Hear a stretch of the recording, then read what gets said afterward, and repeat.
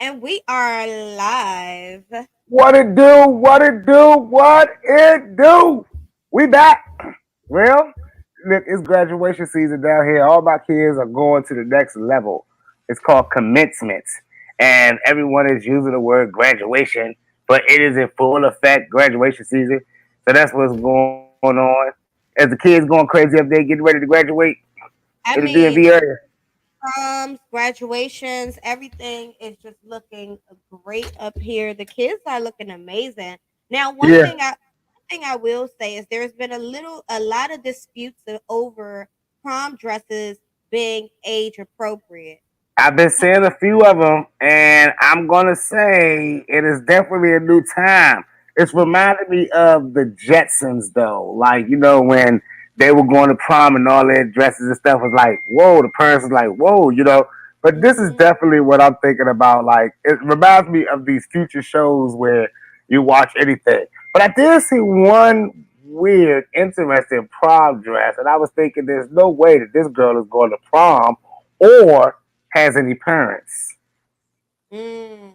Well, I don't know if I seen that one. The most tempting, or I would say age unappropriate dress that I saw was of a 13-year-old who was going to, I think, eighth grade prom, and she just had her boobs like she looked like a grown ass woman. Yeah, So yeah. a lot of people was like, "Oh, chill out! You guys are taking this too serious. Let her live."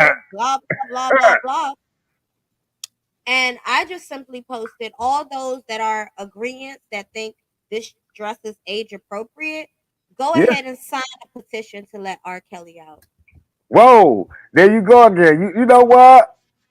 You know what? Where's Yeah. my phone? I don't even know where my phone. Like, hey, listen. We're gonna have to go ahead and just go ahead and have you start a daggone fan page for that man because you giving him more name drops than I think anybody else. And it's time for it to stop. It is time to put a stop to it. No more Robert drops. Please. Please. Just saying, realistically, like, come on now. No, Like, you're Robert right where he need to be, if you ask. practically selling your children to grown. I mean, like, if you want them to look grown, what do you think is going to happen? Grown men are going to be like, "That's the child." How are And they supposed to know? now, I'm gonna tell you what's interesting enough though, right? To Mhm. think about it like that, with with it happening like that, you would think that's why people feel comfortable because predators like R. Kelly are being arrested, and it's happening more at a frequent rate that the kids are getting irate. They're not even trying to be and what do they call it, protecting of their own image anymore.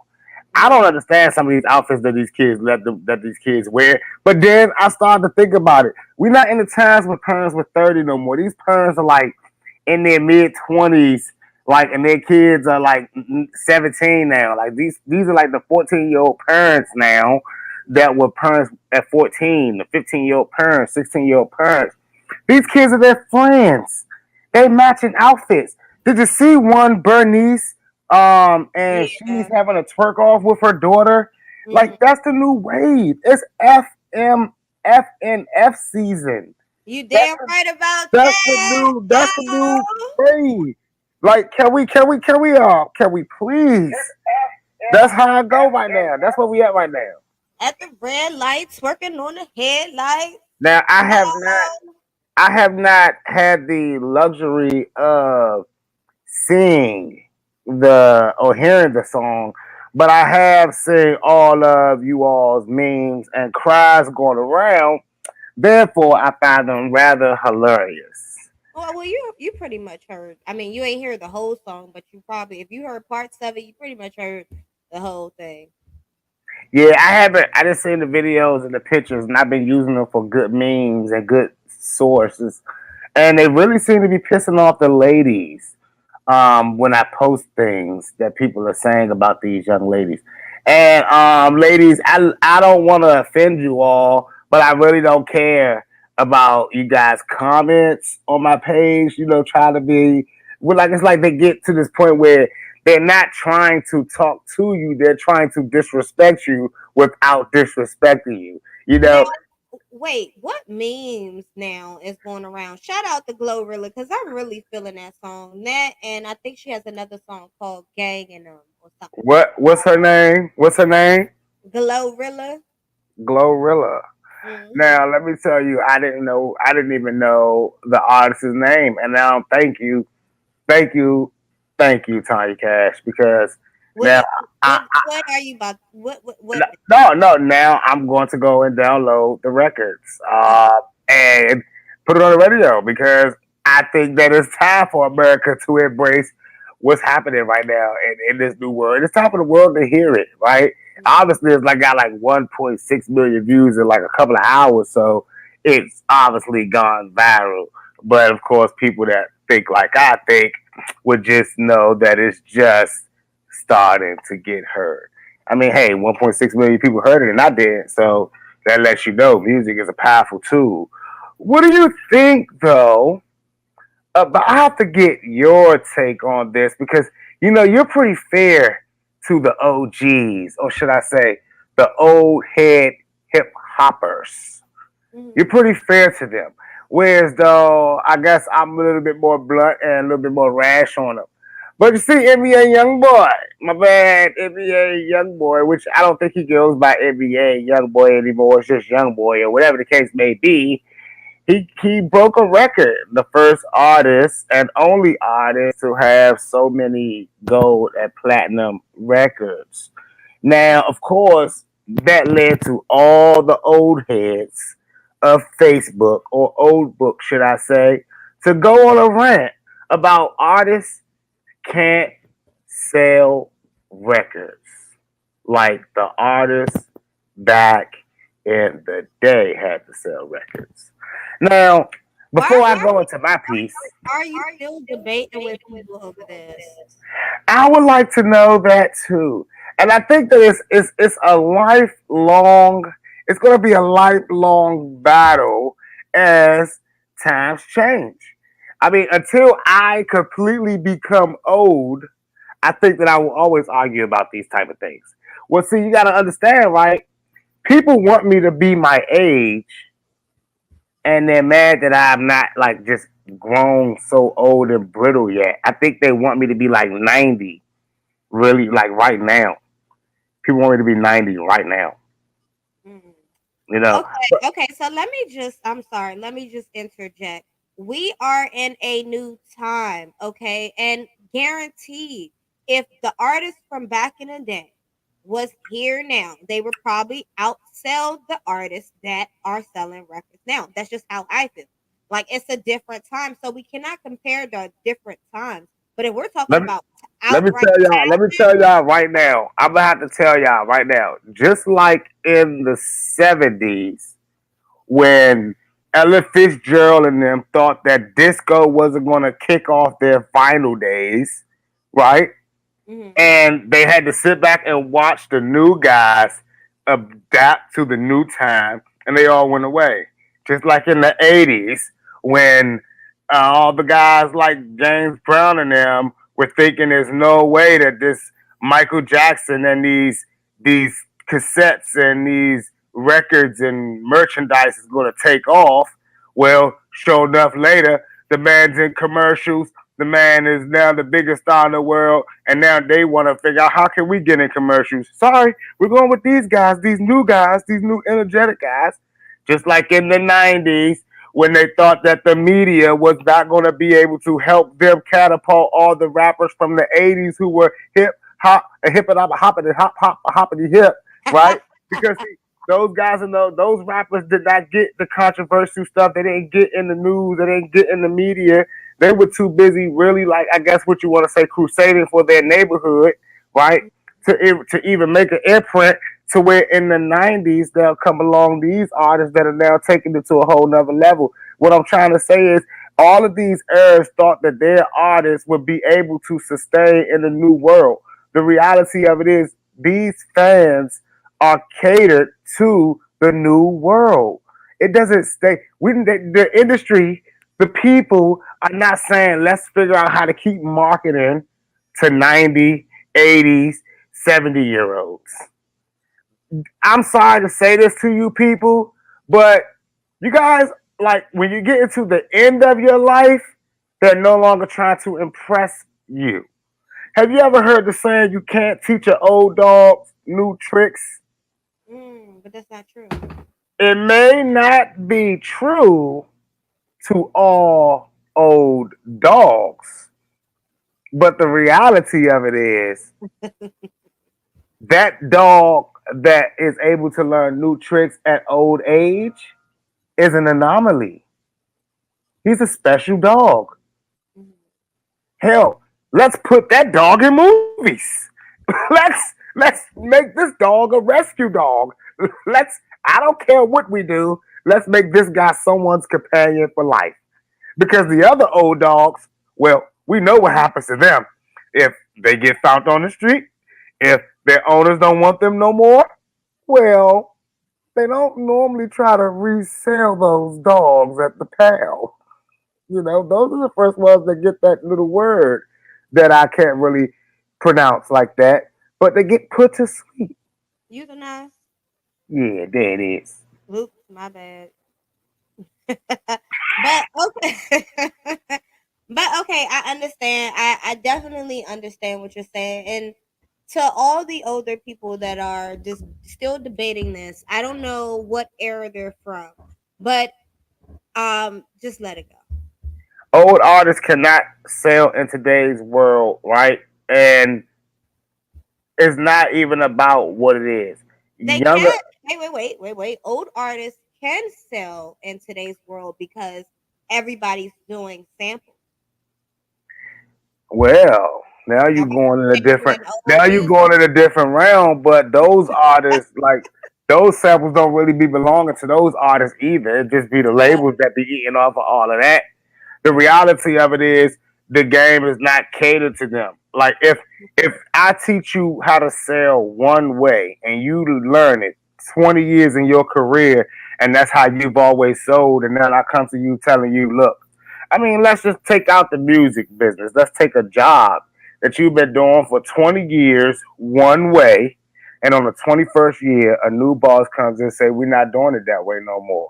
We're gonna need you to do this. We're gonna need you to do that. We need you to do that, this, that, and the third. 20 years in the game, you're saying is that's simply too much. That's their job. It's always someone else's job when you made it to a certain level. So like when old artists don't sell, they don't get online and push their album. They walk into an office and cuss out Frank. mm, You see what I'm saying? Like a lot of things is not just ideology. I want people to understand one thing. I love all the old artists. They paved the way for every new artist to do what they do and paved the way for all the streaming services and all these new ways for artists to eat and make money. For all of you fans that keep on arguing that these new artists are benefiting from that, why don't you look at the fact that all these pioneer artists that you speak for, this is exactly what they were fighting for, and their dreams are coming true. mm. It's like, hey, we've been fighting for artists to be not getting screwed over, artists to be in control of their own careers, artists to own their own masters and publishing, artists to do this and that and not have the labels eat. Well, now that we're doing that, we can't respect these artists enough to say congratulations. Congratulations. I think this is the prime time to think about it like this because what are we in? Graduation season, and with everybody graduating, I think that it's time for all you old heads to graduate from those old artists and walk into the new school. I See hear what I that. did there? You see what I did there? I Oh man, that was perfect. I definitely hear that. Now, while you was talking, you actually reminded me of something that's kind of, I think it was going viral at some point. Yeah. But I think the buzz has went down. But artists were saying, there was like a TikTok going around basically saying that labels are now not allowing artists to release music unless it's going to go viral on TikTok. Did you hear something about that? I have been hearing a lot about that, and well, what? y'all, like, I. So this is what I have to say to this, right? I have heard about that, and that's a farm. That's a farm. But this is a business, right? Did Right. did is there? Didn't TikTok just like go into a deal with somebody? That's a good question. Like I want to look up the like TikTok deal. I think TikTok is in a deal with somebody, but whatever the case may be, these companies are in the business of analytics and data. Someone said to me, "Yo, Six, you become a numbers guy. What's going on?" Universal, TikTok and Universal Music Group signed global licensing deal. There we go. There we go. Now, all y'all people gonna hate me when I tell you, but no one cares about your talent anymore. Your talent is no longer what you can do, but how much can you make off of it? That's how we judge if you're talented now. I mean, like, it's sad because you could be a really great artist and paint things like I painted behind me, right? And it doesn't matter if they never sell. It's like, wow. We're in that world now. So when the music business and any business starts jumping into any entity, they want to make sure that they're going to get their money back. But So, how is that even? That's not even fair though. Like, so imagine you signed a deal. What TikTok's been about, what going on for what 2, 3 years now? I want to right, say. So let's say you signed a 5 year deal about 3 years ago, and that's not what you didn't sign a deal under those pretenses. And right, now all of a sudden you've been working on this project for maybe the past 8, 9 months. Hopefully it didn't take you that long. But now you're ready to release new music, and your label's like, I just don't think it's gonna make the cut. Mm. mhm, And you're like, well, why? It's hot.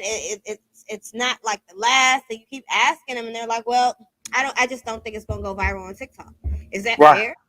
No, it's definitely not fair. And that's why artists got to stand up like how Adele told her label, I don't make music for TikTok. But y'all got to, all right, so listen, I want to make sure that everyone understands this. A label would never, ever, ever do that to an artist that is selling records, right? A label is going to do that to an artist. Let's say there's an artist struggling and can't sell records or get over that threshold.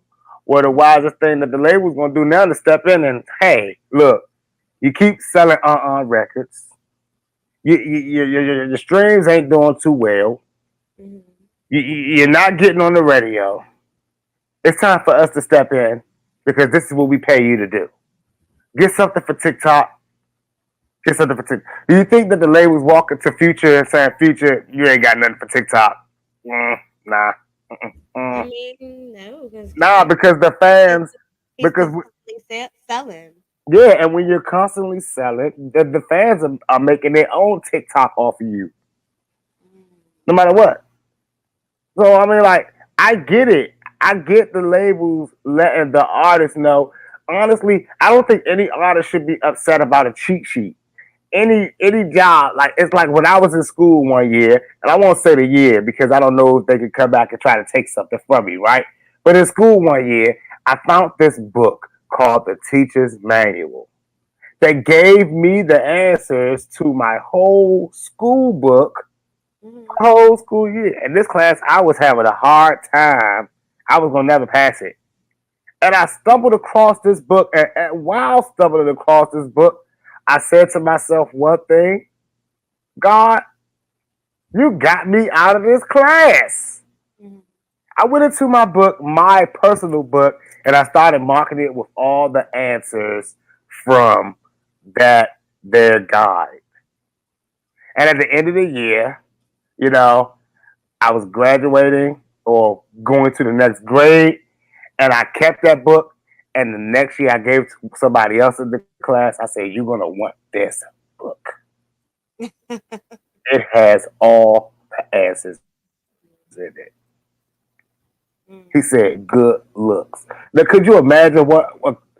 a kid who got that book with all the answers in it to get a guaranteed A in this class, telling you, nah, I don't want that. Well, some people would say that's a good kid. That's a kid that doesn't cheat. That's a studious kid.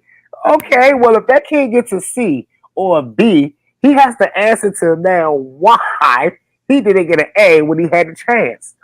Well, that's what it is now when a record label comes here and tell you, hey, make me a TikTok hit. That's a cheat sheet because that's guaranteeing some type of success for you as an artist and the label. It's better than the label coming in and saying, hey, do what you want to do. And then you hitting that brick wall because you're thinking you with a label. Because I see a lot of people think that they too famous, right? They're too famous to do the little things that these youngers are doing or that matters. Could you imagine telling an old rapper like Beanie Siegel, right? Yo, you working on this new album, but you might want to hop on TikTok, bro. You know what I'm saying? He gonna look at you like, I'm not hopping on no TikTok. That's for the kids. You know, you got an artist like Pusha T, you right, who got a big name, big rep, big notoriety, jumps out, sells only 9,000 units. Okay, nothing is there for TikTok. We get it. It's a cocaine album. So all your friends that want to, perpetuate their cocaine dealings and that type of lifestyle for them to listen to. Great, Pusha T. But then another person comes on right behind you and drops some, that nigga, ha, ha, give me some TikTok shit, and it's like 250,000 units sold the first week. So now you looking at it as like, yeah, you happy, you know what I'm saying? But is the goal really met? Right? We don't drop albums to go under really platinum. I mean, if you go gold, congratulations, that gets you another album, right? But some people don't even do that. So, what's the most hilarious thing about it all is when I think about all those people that be going like that, I say to myself, a lot of people do not respect the real work that goes into anything. I mean, even doing this show, our radio show here, like all the work that you put into behind the scenes to make this happen every week, every day you working nonstop 24/7. But let's just look at the people that want to sit up here and say things like, oh, I forgot, or I didn't know, or and it's like, wait a minute, it's happening all the time. You can't forget, right? Those are the ones I missed the show, right? I love the people that tell me they missed the show and they caught the recap, and you guys are great for that. Keep watching the recaps. They stay on YouTube all day long. But let's just be real. The people that tell you, oh, when is the next one? Those when is the next show? People. What? I mean, we get to a point. We get to a point now where we start asking ourselves. No, we really do. We get to a point where we start saying to ourselves, you know what? I don't care anymore. You know what I'm saying? And I think that realistically, the labels have gotten to that point now where it's like, all right, I don't care anymore either. It's just as easy for they understand the one thing that we talk about every day on this show. Anybody, everybody can get a record deal. Any and everybody can be their own record label. You don't need a record label. You don't need a record deal, but you need funding. Now, Hello. You now, can't. did you sorry to cut you. Did you see Bobby Schmurder's new challenge? Do you think that's gonna go viral? Listen, Bobby Smurda lost his record deal, right? And I love Bobby Schmurda, but he lost his record deal. They used the term they let him out of his record deal, and that was to say Bobby Schmurda face and grace because it's Bobby Schmurda. But let's just be real. Cardi and Splash and none of that stuff that he was doing wasn't working. It wasn't getting it, right? Because although Bobby was trying to adapt to the new age and new time frame, what he was realizing is his he's 7 years out the game removed. So it's like he was coming in the game like, oh, I've already made it. He's making these challenges like, I've already made it. You guys should be, happy because you're doing this. But who does that at that level? I'm gonna have to tell y'all. Those are called the retired artists. Like you see Dame Dash challenge, right? Mhm. Retired artists do stuff like that. These young I've artists, seen Dame Dash challenge. What is it? it's a hilarious one. It's a hilarious one, but it's dance like Dame Dash, things like that. But the Dance thing, like Dame Dash. yeah, dance like Dame Dash. So I don't know if Bobby Shmurda implemented this challenge himself or if it was fan made, right? Mhm. I want to do the challenge. I want to be on the Like top a lot of this, cover. a lot of this stuff with these young artists is organically done by fans, right? This is fan generated, put together fan generated things. Older artists try to create their own buzz. And when you see that, that lets me know, okay, there's something going on here, right? This isn't like DJ Khaled, because DJ Khaled is a DJ. You see what I'm saying? So for him to go out that joint and be like, DJ Khaled, you already know I got that. We're gonna do we're the best challenge. Can you rap like Drake? Can you rap like Bieber? Can you rap like Nicki? Those are cool challenges because he's a DJ promoting all of these artists that are on his project. You see what I'm saying? So it's not like it's not corny. When you got an artist that's out there like, yeah, I got a new song, and in my new song, I got a new dance, and it go, uh, uh, If you can do that, whoever got the best one, I'm giving you $100,000. Well, sorry, Bobby. I want to let you know, Yo Gotti ruined that for everybody. He sure did. He sure did. We don't care about your challenges anymore to get your song over a bunch of streams like we're gonna be on it. I don't care to learn your dance move, Bobby. If there ain't a bunch of little Chinese kids learning it, I don't want to learn it. And I'm sorry, y'all. If a video does not impress me, I don't watch it over and over again to figure out the song. But the video sometimes be so captivating that I go and click on what the song is to see why people using it. You know who really got me on this whole trendy section and like this TikTok music thing? My daughter. Oh wow. She's 3 years old. But we're in the car, we're in the store, we're in the mall. Any song comes on, she associates it with the TikTok dance that goes with it. Mm. And it's actually helping her learn and remember songs, memory, things like that. Mhm. It's like these, it's like TikTok is turning our kids into elephants on the low, Yeah. you know. And like honestly, if anybody don't know, the saying goes, the best way to learn is through music. That's why Schoolhouse Rock was such a classic, right? Now it gets tricky because old people have never adapted to new. I realized that myself. I mean, it's not easy. It's unfamiliar. Sometimes it just seems out of place. Like, especially a lot of this. Like I'm just now getting into TikTok, watching it, and like, oh, okay, all right, this is funny. Okay, now I'm trying to understand how to use it. However, it's just overwhelming. It's like you already got to learn how to use Instagram. But I mean, Like you Facebook can't is easy, talk like that. Twitter is You easy. can't talk like that because that's when they know that you're making the walk to the edge, the pasture. Like, and you don't want to start wandering in that pasture, Tiny Cash. I'm telling you, in that pasture. Now, I went through a great 3 years of mass manic depression, right? In that 3 years of manic depression, I said, F everything. I'm just going to sit here and wait to die. You know what Yeah, I'm saying? Not right. like literally die tomorrow, but like just get old and relax and do nothing, right?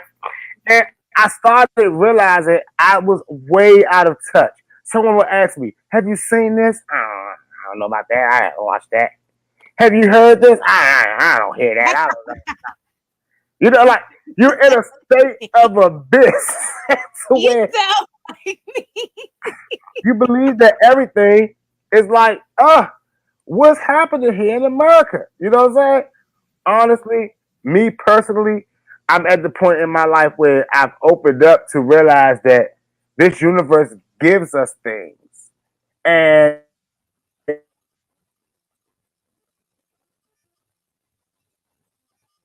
And thing that everyone has asked for, everyone has requested. When I look at these things, I say to myself, well, are we not getting that in this great land of America? Now, I'm not gonna lie to you. It was troubling to me that these young kids have so much easy access and not enough guidance, right?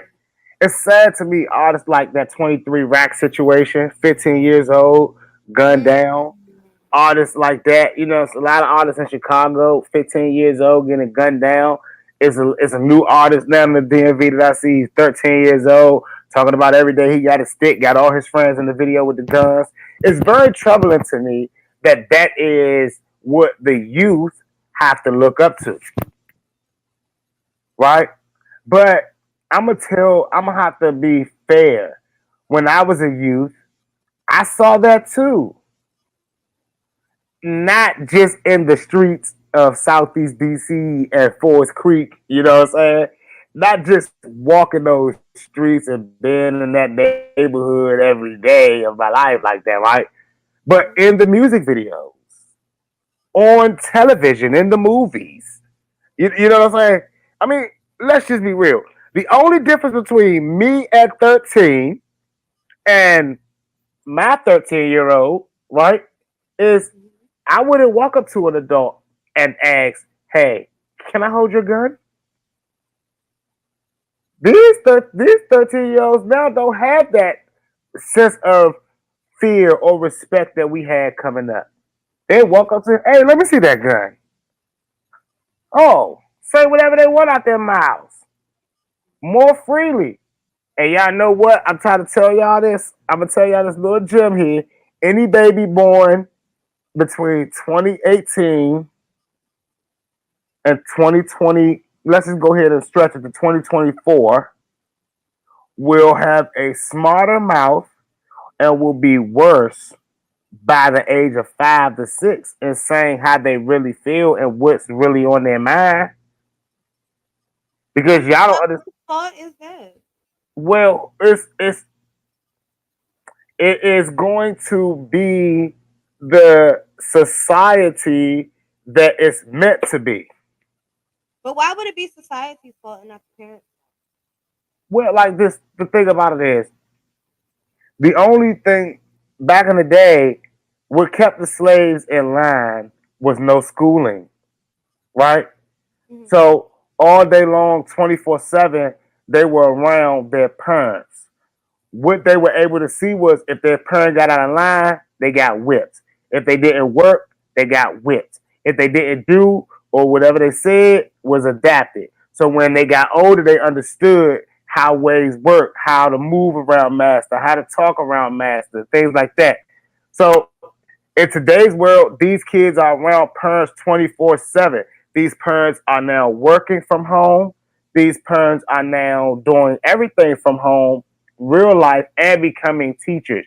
So these kids are not only adapting the lifestyle of how to move during the day, but also how to wind down, how to relax after a long day, how to be amongst your peers, how to be anything. I mean, where you would normally get 5 hours a day of like, okay, I can be an adult and do this and that. You can't do that. You can't do that. that anymore. That's to a human or an adult like conversation. More why, you know, So than ever. so this is where my tin hat just gets a little rattly is because of the demographics of those kids that's just lost, the kids that's just overly grown, the kids that's just trying to kill, that's indulging in more criminal activity. And I feel Yeah, like every time I hear us make excuses, oh, well, the parents are young, or, oh, well, the father's not in the household, or, oh, well, it's just so many excuses for why these kids are misdirected. And I guess right. um Which unsurveilled, is or, valid. so I look at other races and I look at religion, not just races, because when I think about different groups of black people, it's only a certain amount of black people that behaves a certain type of way. And I'm just, I'm just ready for us to take self accountability. That little boy, 23 rocks, the next little boy that's right. I mean, Right, why aren't they in school? First of all, yes, they right, want to rap. They should be able to rap on their free time. right. You can still push them and keep them educated, keep them in sports, or keep them doing something that's not street related. Why do they have to tote guns around? If you're an adult and you're managing this 15, 16-year old, like, what, I mean, because it's going to go viral. No, Um, but the reality of it is, these artists today, these kids, this is their life. They've been told by all the old heads and all the old hip hoppers, if it ain't real, don't rap about it. You ain't really about that life. Don't rap. Rappers are real. Rappers are this. Rappers are that. Because honestly, let's just be real here, and I hate to bring it up, but y'all still shit on Kanye for for trying to change the narrative of being a gangster rapper. I mean, I don't know how many times I've heard you're not a rapper, Six. You're more like a pop artist, or you make stadium music. Oh, I'm sorry, because I don't rap about toting guns and pimping hoes. I'm not considered a rapper. That's the stigma of society. So when these kids are coming up and saying they want to rap, they're following a culture. Now, honestly, I want to explain one thing to anybody that's listening. The psyche and age barriers will always play a big factor in how a kid's upbringing is and where that kid is going to end up. I mean, my kid that I had at 17 didn't get half the structure that the kids that I had at 24, 26, and 27 got. And honestly, none of them got the same structure that my daughter gets, who was born when I was in my 30s. You see what I'm saying? It's like the the things that a 17-year-old kid having a kid is very detrimental, not just to that kid that's having the kid, but to that kid that's being born, because there's a whole finding oneself that can take 10 to 20 years that has to happen. You know what I'm saying? And honestly, I was looking at one of my friends that I had met at taking one of my sons to his basketball tryouts. I met a guy. He's in his 50s. He's happy as hell. He's like, I met all my sons. Football games, football practices, baseball games, baseball practice. Then we do basketball. It's an all year round thing. And I said, no disrespect, but what do you do? You know what I'm saying?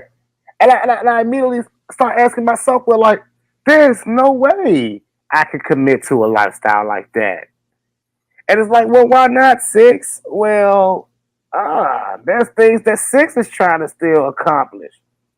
When I asked this man what he did, guess what? He was accomplished. He was done, set for life, and what his goals, his dreams were. He had plenty businesses opened up, franchises, right? He he don't get up in the morning and figure out the grind and hit the pavement anymore. He did that 20 years ago so that he could be good at these moments for his 10, 11-year-old son. So I sit there and I'm like, hmm. So that's where if you really probably get into details with this dude, he probably still got his dad around, his mom around, because they probably all played big factors in his life. Whereas though I know a lot of kids that were stars and daddy gone. And I mean, like, I watched them be athletes, straight A's, straight B's. The minute daddy gone out that door, I don't play sports no more. I'm out here in the streets with my homies. These my new bros. These my new guys. And a lot of people don't understand that father figure. Like, I think the more people search for father figures than they would admit to, and especially a lot more than people search for mother figures. Because see, it's like a mother figure is like kind of always given to you. You know what I'm saying? It's like it's always somebody, some That woman in your life I that you don't think can that's feel like fair. that was mommy. I don't think that's fair. What about your uncles or maybe your basketball I mean, coach or your football coach or your godfather or mommy's boyfriend or your but stepfather? like I said, like those people are introduced to you by your mother. Mhm. You know what I'm saying? Like that's what I'm saying. Like that's that it take that mother stuff. Even if you find Miss Shirley up the street, Miss always took care of you, always had your back. You know what I'm saying? Like Miss Shirley gonna introduce you probably to a church, to the pastor, or whatever the case may be. If your mama raised you by herself, like my mama don't have no brothers, no siblings. You know what I'm saying? So there is no uncle on her side.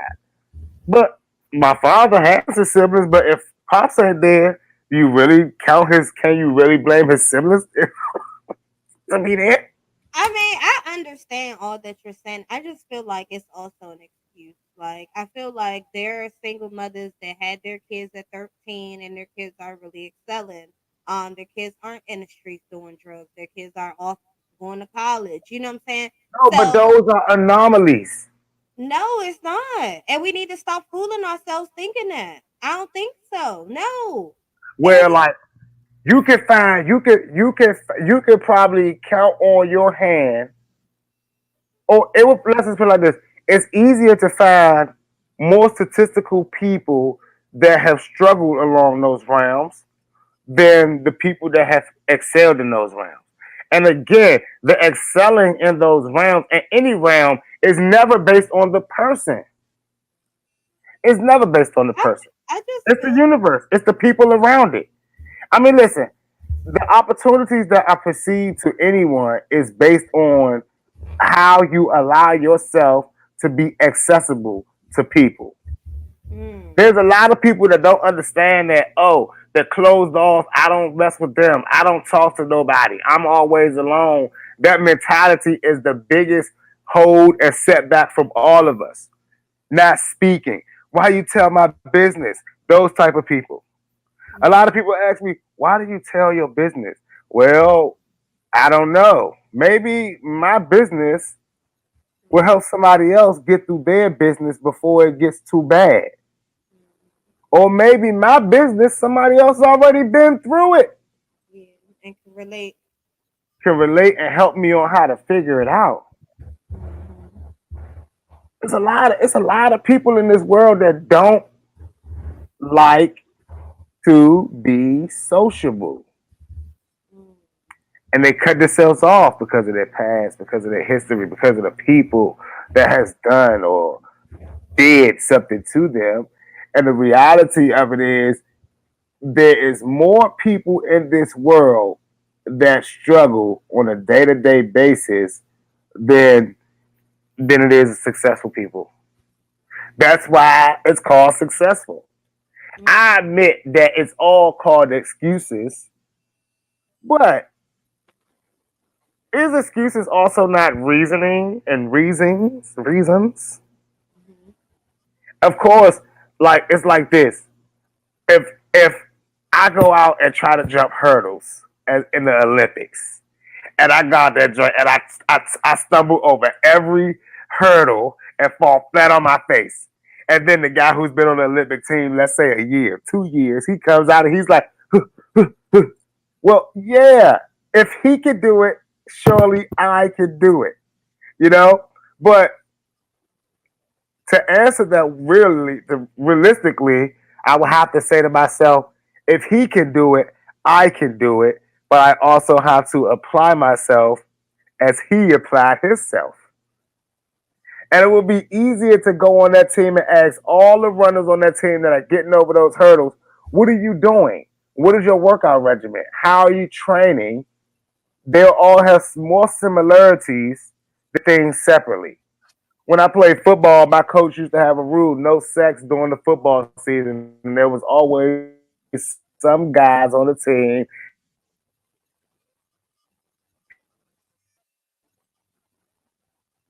that broke the rule.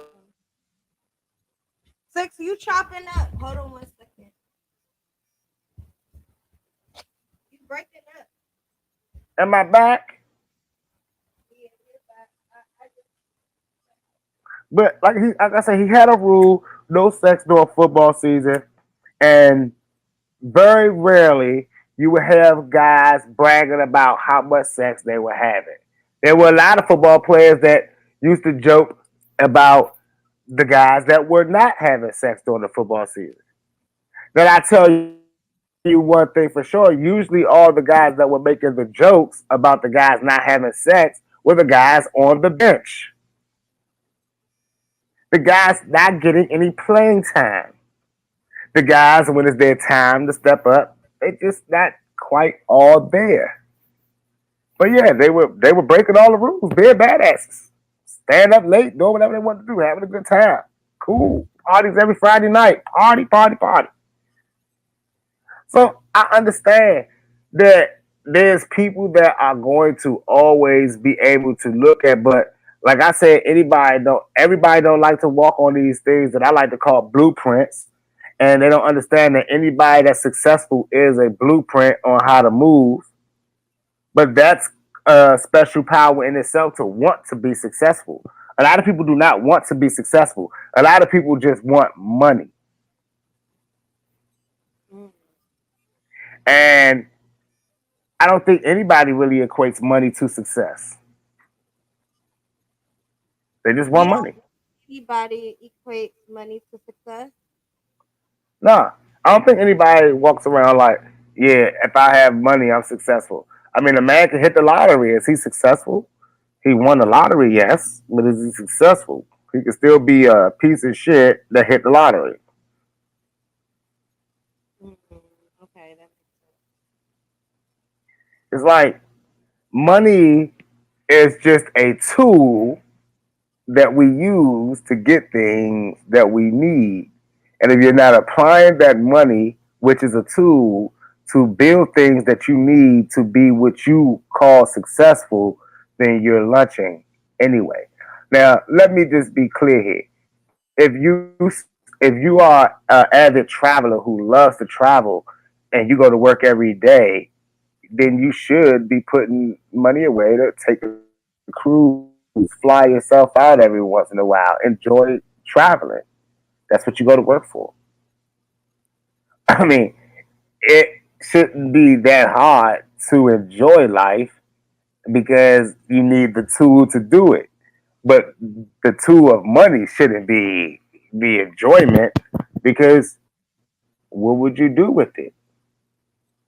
I always ask people when they say, I want $1 million, what would you do with it?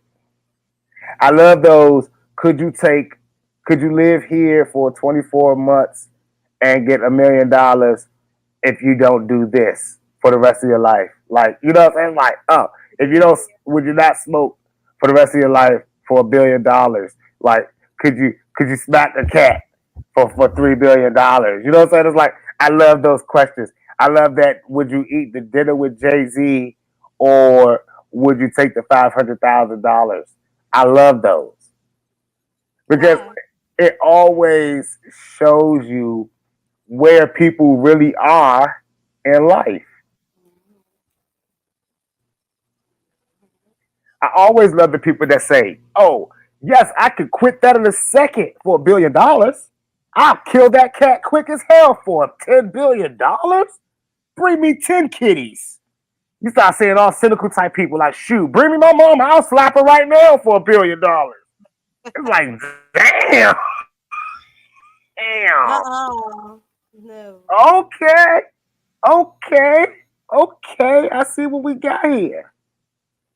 Then it's those real people that I would never do that. That money can't buy me everything. I love those people. It's like, have y'all not understood? Money is the tool no different than a screwdriver that is used to screw in something. No different than a drill. No different than a hammer. It's like instructions on life, right? How to build a successful life. First thing is going to be, you know, have your money. Know, know how much it costs to do it. You But can't go out there how start could buying supplies right? and parts. But what if you don't have money? How could you build a successful life without money? That's the thing, right? Because I'm going to tell y'all something that's going to really sound crazy. But how do you build money? By doing what you love to do.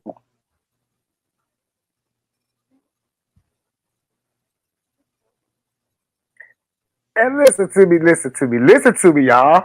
This is going to sound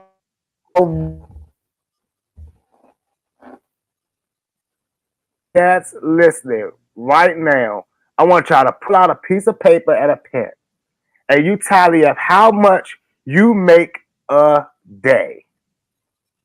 Make a day. And then I want you to sit up there and you say to yourself, and you look at that number and you say to yourself, I can't make this a day doing what I love to do. And you ask yourself, why not? And then you DM me. You DM me, and I'll show you how, no matter what it is you tell me that you like to do, I can show you how you can make that, doing that a day, doing what you love to do, as opposed to what you already doing, if you don't love it. Now, listen, if you a school teacher young, and you tell me like I love teaching kids, but I ain't making enough money, I ain't gonna make this type of money. And go back to school, get your degrees up. You know what I'm saying? Get your masters and shit. Start teaching at better schools. Like I had a teacher get mad at me because he said teachers we should be making 100K a year, and I said no, y'all shouldn't. That's a bit extreme. I mean, you're just a regular public school teacher. I'm sure you're getting what you deserve. I went to public school.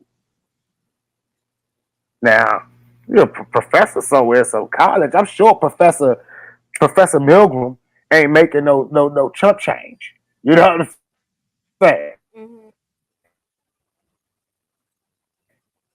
Professor Milgram don't look like she was telling y'all now. That is what it is. But life is not some big mystery to be figured out. It's right there. I was riding and I stopped at Papa's one day, and there was this guy with a bicycle, and attached to the bicycle was a wagon. In that wagon, he had speakers, microphone, and a mixing board, and a guitar. I said, "Sir, what are you doing with all that stuff?" He said, "I just came from the park. I've been performing all day." I said, "Dang, that sounds crazy. You was performing in the park all day?" He said, "Son, let me tell you, I make $3,000 to $5,000 a day in that park." Pulled out a wad of cash and paid for my Popeyes food. And I said to myself, huh, he probably not even performing his own damn records. Surely I should be in somebody's park performing. Never have I been. That's not my dream. But he's living his. He didn't look like a bum. He just was riding a bike and pulling musical equipment and performing in the park and making that cheddar. Mm. And there's a lot of people. There's a lot of people that sit there work and they like, I can't do it because I don't have the money, or I can't do it because I don't have the time, or I can't do it because I don't have the blah blah blah blah blah. It's a lot of artists that I talk to every day. They say, "Hey man, you see that? How did that happen? Like, how did it happen so fast?" Well, they wanted it You to. just you just gotta get up and do shit. You can't think too much about it. Listen, like you have to get in life. Everything is a degree. You have to get to that degree, right? And it's no different than any profession. People, you can't be a doctor without going through med school. Med school costs.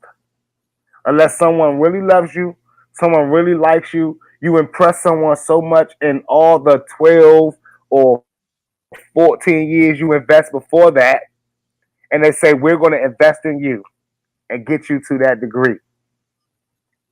Life is not different for any profession that you choose.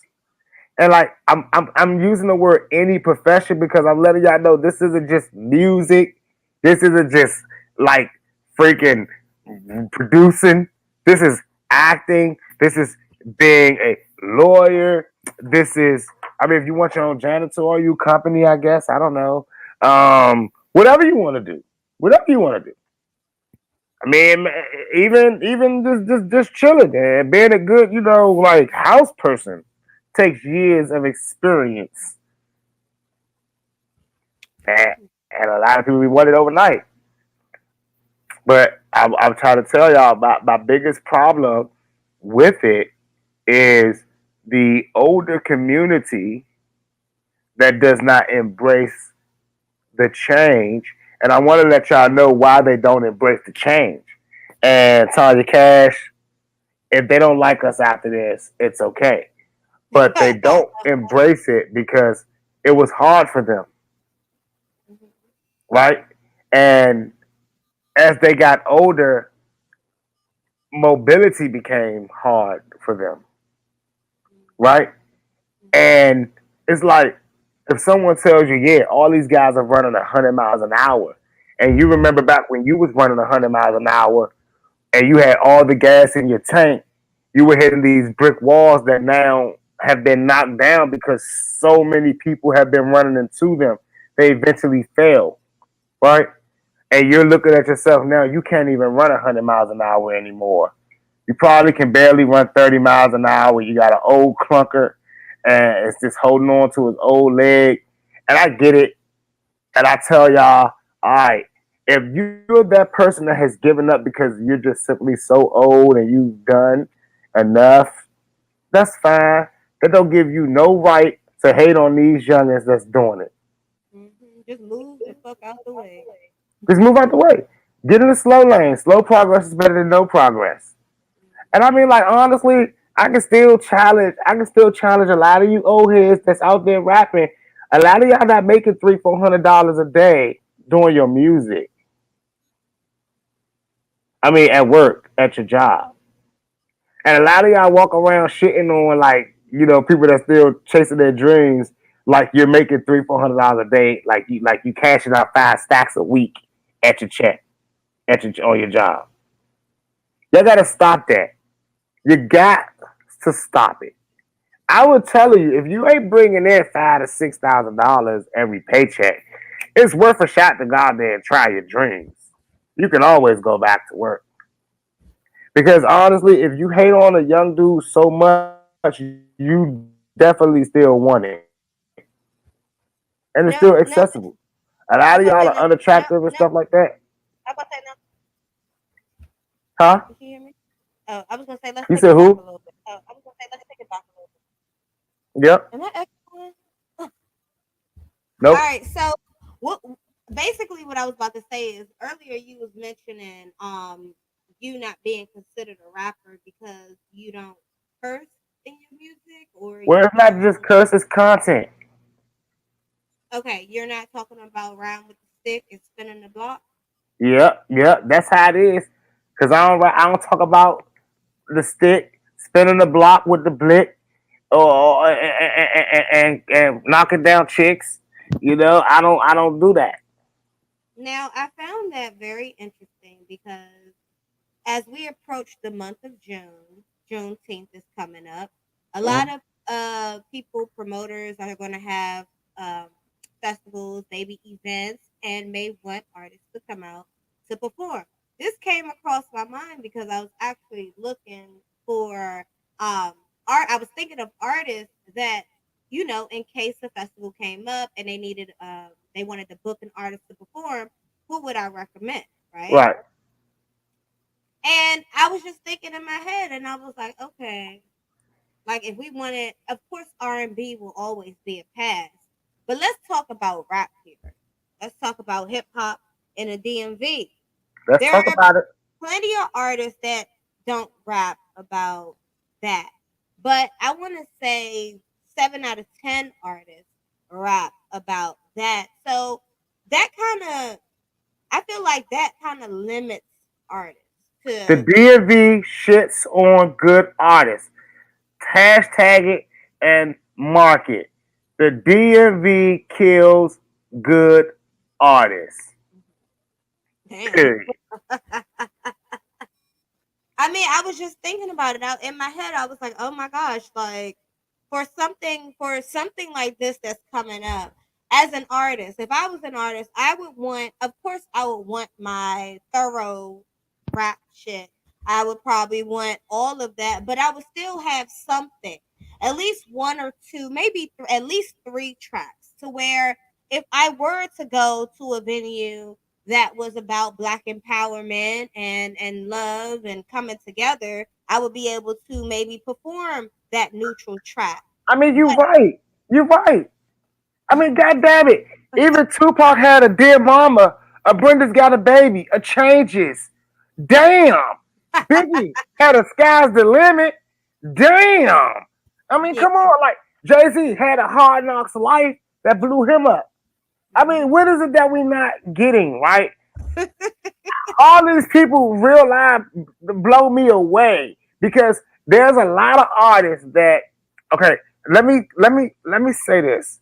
There's a lot of artists that I hear their old music, right? Or their introduction music, the music that made them like start rap the music they started rapping with. There's a lot of artists that I hear before they started performing on the DMV circuit, right? Or at the DMV shows. They were good music. Good music. And performing at the DMV shows, they done revamped their style, they done revamped their music, they done revamped their brand. And it's like, shitty. Why? Because they walk into all these open mics, they see all these clicks, and they want one so bad. They want to be a part of one so bad. And they get this I can do that too mentality that everybody in the DMV has. This I can do it too mentality. Instead of we can do it, it's always I can do it. I can do that. Oh, I should be on. I can do that. Look at me. Well, why do you think that we should catapult you to the number one or two over the same people that's already doing what you do? Mm. Well, honestly, how do I get new? How do I do something new? How do I introduce it when they keep hating on me? Go somewhere else. Do your own thing. Introduce your own lane to people. You don't gotta be at the goddamn. I'm not about to start dissing promoters, but you don't gotta be at that show. You don't gotta be at that show. You don't gotta be at that show and that show. Like, put your bag together. Do your own shows and start introducing people to the this is me sound. Mm. This is what I bring. Mhm. All of y'all sit up there and make the same mistake. You get into this combative battle with yourself to compete with artists that you think are next up, and none of them are next up. None. Not one is next. Not one is next. All these promoters keep telling you to pay them because you about to open up such. He's not next. Your man's he's popping on Instagram with over 100K followers. He's not next. Your boy, he got a lot of videos. He's going viral. I don't give a goddamn hoot nanny what he does. But you want to be on his gonads because you think he's about to take off? Well, you look like what we call a good old fashioned idiot. We don't like people like you. But hey, keep on doing what you do because guess what? I'm telling you right now, the DMV market is destroying you good artists because Mm-hmm. you guys are afraid to tell them hell no. Hell no. And that's what I would do if I were you. I would tell them hell no. You No, guys but gotta stop geeking up. Gotta stop geeking up and start teaming up. mhm. I mean, listen, there's not five of you artists that I mean y'all all sound alike, but five of y'all can't do your own show together as opposed to all y'all five waiting to perform for 50 people. And I know I'm about to hurt some people's feelings today because there's a lot of promoters that's gonna watch this and say, damn, Six, you gotta stop, you gotta chill. But no, y'all gotta chill. I'm reminded by a meme that I posted last year around this time. And we had a real good time on that meme, you and I. But then your name was Jezebel, the truth. Now that's Tanya Cash. I want to know, do you still agree that it is a promoter's job, or do you still disagree, I should say, that it is a promoter's job to fill an event and not the artist? I feel like it's the artist's job to do So a year later, a new name, Tanya Cash, your position still stands the same. That is an artist's job to fill the venue. if it's a concert surrounding, I mean, themed by that artist. I'm not talking about just a regular old Thursday night party and you're coming to perform at my Thursday night party. That's something different. But if Now, I'm putting together a showcase and I got a lineup, yeah, all five of y'all names should be ringing enough bells to fill up this damn venue. Period. now, that's so. Then you agree that those five artists should be paid. Yeah, definitely. I'm not for the artist not benefiting at all. I always want the artist to benefit first, but you also must scratch my back after I scratch yours. Well, Don't yeah, like honestly, artists, like I believe this that every artist that I know that gets paid to work, they deliver. Artists that don't get paid to work, they're never going to be able to fill a venue up, right? Because they too stressed out all week about paying a bill. They're too stressed out all week about making ends meet. And they don't have time, right? When they call somebody, it's always to ask them something now because they're broke, right? And they keep performing for free and they need $20 to get in. They got to bring these people with them, or they don't got $20. Now, Face Lover did his showcase, and I'm about to really, I'm about to really go ham, and I hope Face Lover's friends don't be offended, right? But his friends that he really wanted to perform, a lot of them did not want to pay to get into the venue. Now, Face Lover didn't give a damn. He pretty much paid for everybody to come in. He covered the whole bill. I explained to him that I didn't feel like that he should have had done that, right? Because at the end of the day, these people had to understand this man paid out of his money to rent a building, pay for all the promotion, pay for the DJs, pay for everything to make sure that that thing was lit. Now, it was packed out, mind you. But when you start thinking about this, a lot of the promoters are not doing that, right? They got a partnership with a DJ that comes in and spins some records when he wants to. He'll spin a record. So that's not even really a thing.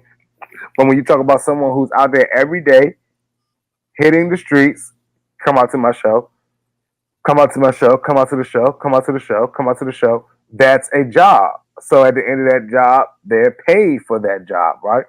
Mhm. That's how it works. Artists are not able to work because they're not getting paid to work. And these promoters need to start putting these artists in position to be able to fill up the clubs. That's just why big artists are able to fill up the clubs because they're being paid to do that. They don't have to get up and go to Walmart or McDonald's or whatever the other cool jobs that artists are getting, so that they can be off by a certain time and certain days.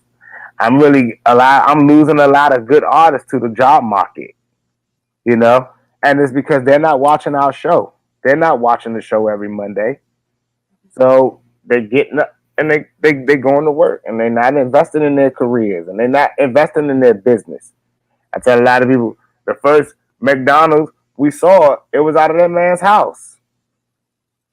And that man had to go and buy a building eventually and remodel that building to build the first McDonald's to eventually become the all the McDonald's that we see today. Walmart started out of their house. A lot of Don't y'all forget, are afraid to start. don't forget, uh, the promotion part. Like just the investment in yourself alone, you also have to invest with yourself. That's Exactly. something I forgot what I was. Doing this Amazon business. It was basically like you have to spend half of your money on product, and then the other half of your money is promotion and marketing. And if you really want to do well, they were like no shortcuts. Like you gotta invest in much as it. You have to invest just as much as in pushing yourself as you do in your investing in your. Yeah. And of course, like a company like Amazon is teaching you the right thing because at the end of the day, what are you pushing? If they teaching you how to sell properly, who's winning? Yeah, you're winning as a seller, but Amazon is winning because that's the source. Also, And, and listen, there's there's a person that said to me, and he was thinking that he was sounding so genius. He's like, I make sell all my music exclusively on my website. I don't put it on Spotify. I don't put it on iTunes. I don't put it on YouTube. If you want to hear my stuff, you have to go to my website. I called this guy an idiot. I no, called him a somebody said I've heard somebody say that, and I don't think me and you was in the same room. But I've yeah. heard somebody say that before. Someone said that to me on Old Book, and I told him that he's an idiot.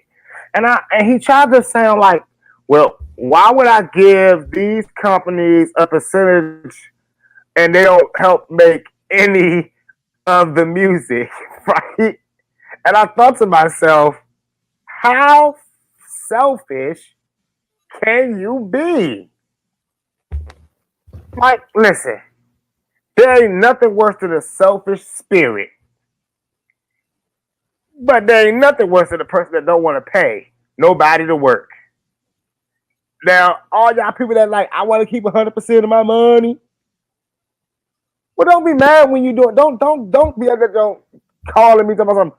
Man, I would be way further off if I wasn't doing everything by myself. If I just had a little bit of help, then I'd be way further uh-uh, right now. I'm uh-uh. like, bruh, I thought you said, bruh, I thought you said, oh ma'am, I thought you said you wanted 100% of your money. That's how you get it, though. That's the only way that you get it. Mm. No one works for free. And listen to me, young. Don't challenge me on this. No one works for free. I mean, there's a word for that. It rhymes with Avery. That's what people thinks it is if you make me work for free. It's Avery. Uh-uh. And I, for one, am not an endorsement of that. So Mm. what you people are telling me when you imply these things, you are an endorser of the word that rhymes with Avery. Mm. And that ain't cool. That ain't cool, man. That ain't cool, massa. It ain't cool. No, no. Now, A lot of people ask their friends to promote their music and think their friends should. Are you a person that believes your friends should promote your music?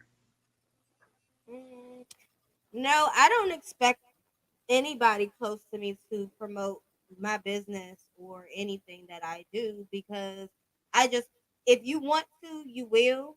That's just how I look at it. If you want to, you will. Um, Not even the artists that I promote or support, I don't expect the same from them. I Yeah. just feel like if it's going to come, it's going to come. But just remember, I see and I know and I feel. So the next time when you really want me to push something of yours, why should I? And you know what? I did that to somebody. This girl, she DM'd me and she knows me personally, but she DM'd me. She was like, "Yeah, I got this new product coming out. Can you repost my flyer?" And I stopped her right there. I said, "Well, girl, you know, I had a business for over, I think at that point it was like over a year and some change. You've never shouted me out, so why would you Mm, expect me to post your stuff?" mm. She was like, "Oh, I'm sorry. I never thought you wanted me to. Blah blah blah blah blah blah blah blah. Blah. Okay, cool. Well, when you post my shit, I'll post yours." Like, but I'm usually not like that. But if you know me personally, and this is not, this was like somebody. She wasn't my friend, but she was a friend of a friend. So it's not like you Okay. don't know me. You know what I'm saying? Like, and it's not like we haven't talked about my stuff. So you could have simply been like, "Yo, check out my homegirl's friend's show," or Yeah. check out post this whole truth or anything. But just Yeah. remember, if you don't support people that got stuff going on, when it's your time to have something going on, do not think that they're automatically going to support you, and don't expect them to repost your stuff, Like especially. I'm not gonna lie. I'm not gonna lie, young. You 1,000% right. I've gotten to the point now where honestly, I'm the complete opposite of that. Like I'm not even gonna explain to you why I'm not sharing it or not liking it or don't care, right? And I mean, like honestly, it's like I've worked my tail off, right? And like 2017 was a turning point for me in my career. After working from 2007, I got off house arrest in 2007. So really, from 2007 up until 2017, I was literally that artist, just running around circles. Dropped a lot of projects. Now, obviously, the first couple of projects I dropped in 2017 and 2018 and 2019, they didn't receive the way that I wanted them to be received after I learned this information. But I was getting paid, so it didn't even matter, right? Now, when I was getting paid, I had to ask myself, am I going to A, use this money on me, or am I going to use this money on the brand itself? Right now, initially when you start seeing money come in, and we're making nothing. You go a little dumb, right? You start getting crazy. I bought a Benz. I did a lot of dumb shit, right? It was like, wow, I bought an S430, and I bought the S430, y'all, because it was standing for success, and my birthday is April 30th, so I was like, I gotta get this, did it. Now it's like, all right, we really out here wilding. We got a lot of money. We spending it. We go to malls. We eating crabs and lobsters and shit like every day that we think we in the Esquarian or whatever they call it, right? And it's like, hey, we are now living a dream, but we're not investing nothing in ourselves. We don't have no companies. We don't have no brand, and still the fans are not receiving it, right? I'm gonna tell y'all one thing for sure. I don't believe that the fans was not receiving it because it wasn't good music. Because today, fans are really more likely to tell me how much they like my old stuff quicker than they tell me how much they like my new stuff. But I'm gonna tell y'all what the real deal is. And if I let y'all in on this little secret, y'all gotta promise not to tell nobody, but tell everybody. They see your boy doing numbers. They see your boy. They see not just me promoting my stuff, but tons of websites, tons of different IGs, TikTokers, and YouTubers sharing my shit. And it's like, oh, you can pop up on Worldstar one day and see my ad on Worldstar. You can pop up on Facebook, see my ad on Facebook. You can be scrolling on Google, find my shit on Google. And now all of a sudden, all of those friends and all of those family members who wasn't so supportive 10 years ago, now they're interested. The reason isn't because you've gotten better or you've changed, but you've put yourself in the realm of conversation and the y'all know the world that everybody wants to be in. The I know that guy world. That's my world. See, because like if you sit up that joint and you dropping all these records and no one is listening to them, you like Nick Cannon doing records. For real, no one wants to promote that. No one wants to make you feel like, you know what I'm saying? No one wants to make you feel like, I put him on or I had to help him. Like, no one wants to come back and say, if I didn't promote that, no one would care. They want to feel like when they promote it, everyone is like already on it. Everyone, this my man. Check out my man's new project. It's over 100,000 streams. It's doing crazy numbers right now. When it's doing zero, they didn't want to talk about it because they be embarrassed that someone would say, "This your man doing nothing." That's why they hop on these trends. That's why all these first week numbers and all these things that everyone say, "Yo, Six, you so obsessed with numbers." Well, like I had to tell one of my old friends last I say, bruh, y'all made me this way. Because when I was just impressed with making good music for people to listen to and performing and doing that, that wasn't enough. Right? Now, everyone remember when I turned angry. Everyone remember that when they posted that top 50 list in the DMV. Everyone know I got mad when they said that this list is based on numbers only. I got so offended because I was looking at my numbers and I was looking at it and I'm like, hold on, I'm supposed to be 24th on this list. Who's this dude? I'm just thinking about creating a list my damn self though. Hey, listen, it would be a great list.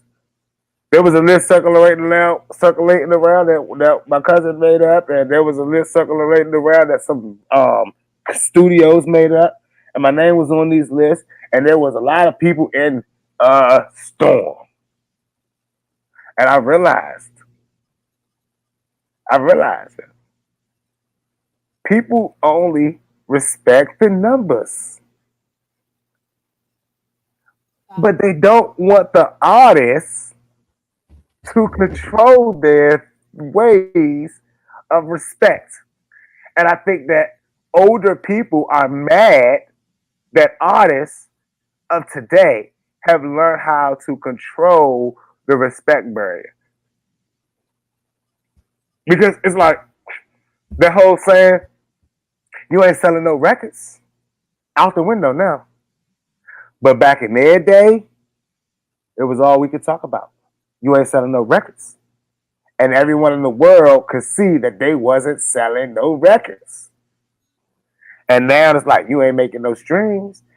There's nothing uglier when a person tells me to go to their Spotify and I see that junk got under like, I don't know, any weird number. Like any number to me is weird. Like saying negatives, saying under 1,000.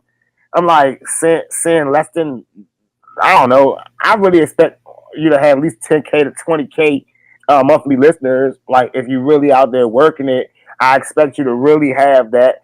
YouTube, I don't expect for people to be sending me videos with only 300 views. I don't like when people send me videos that's 2 weeks old with 1,000 views. Right now, depending on who the person is, I'm going to listen to it. But if it's a person that I really don't know, really already don't support, or really not in my support circle, then the reality comes in. What do you have to make me want to watch that video? And it's not a thumbnail. It's not a title of a song. It's my curiosity as to why this many people watched it. That's all that makes me watch a video. Why did this many people watch this video? What am I missing? What didn't I see? And honestly, when it be people that I know personally that know how I feel about marketing, know how I feel about pushing your brand, and they send me their videos and they ask me how was it, and I'm like, eh, I I didn't watch it yet. I'm trying to wait. I'm trying to wait and see what you do with it. There's a lot of artists that I know personally and that I don't know personally that are dropping albums now, right? I call them COVID artists. Let's call them COVID artists. There's a lot of COVID artists, and I can't listen to y'all's first project. I can't listen to it.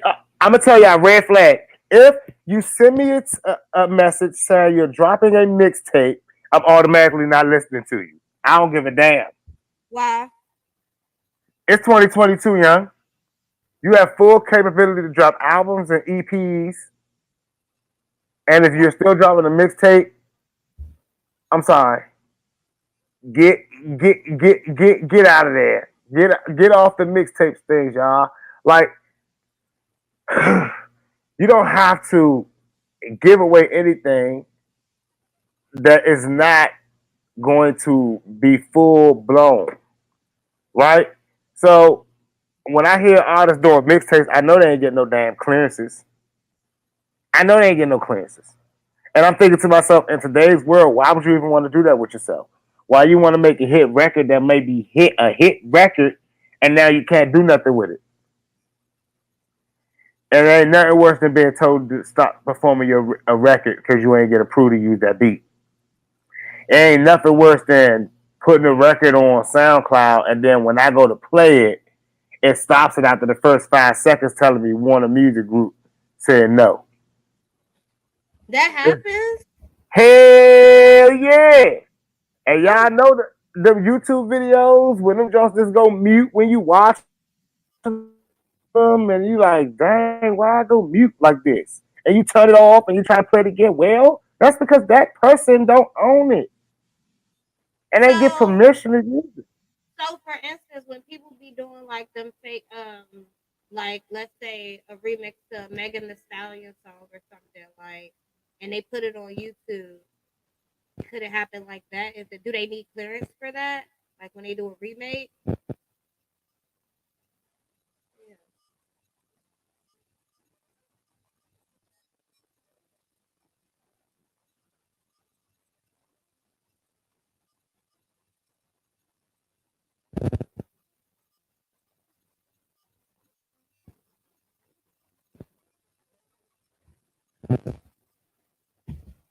Is it me? Can y'all hear me? Let me know if y'all can hear me. I don't know what's going on. Sid, is it you? Are you frozen?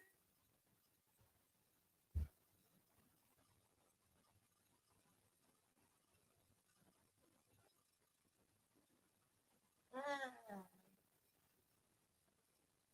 Can y'all hear me? Y'all can hear me. Okay. It's six. Oh, I'm like, it's six frozen.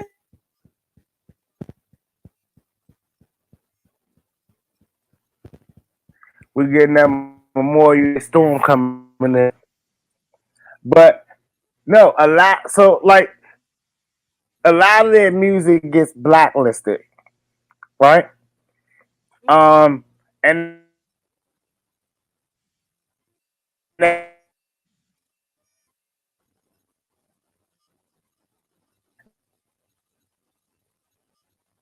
now some of them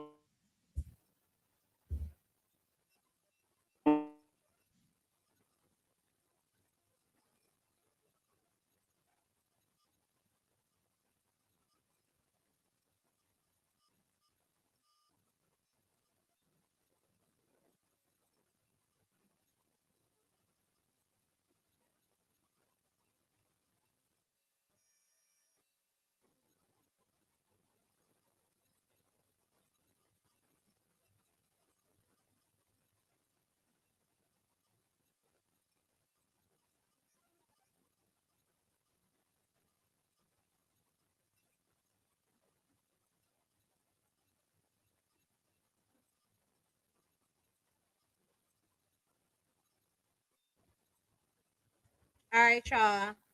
He may be experiencing a storm right now.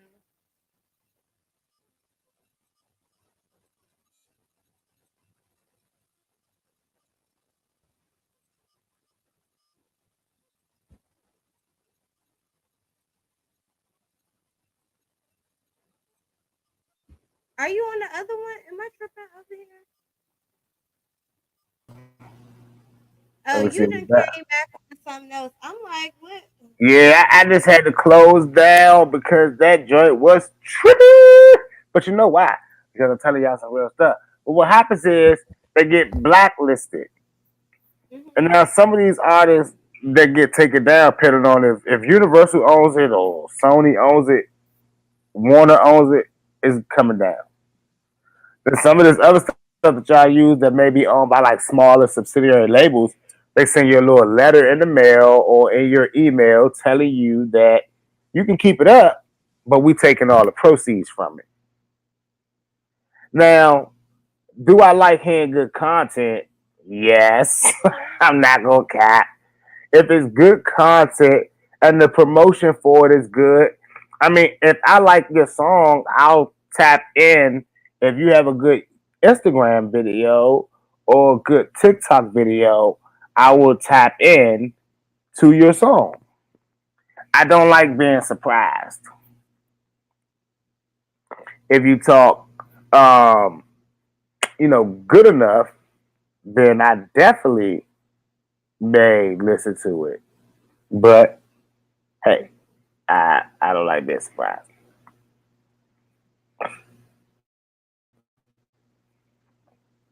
And that for me is one of the things that I truly, truly, truly be trying to like prevent whenever I step in. Whenever I step in and listen to art. So if someone sends me music, make sure it's not titled a mixtape for one. That's first. Let's see if we get Tanya Cash back up in here in a second.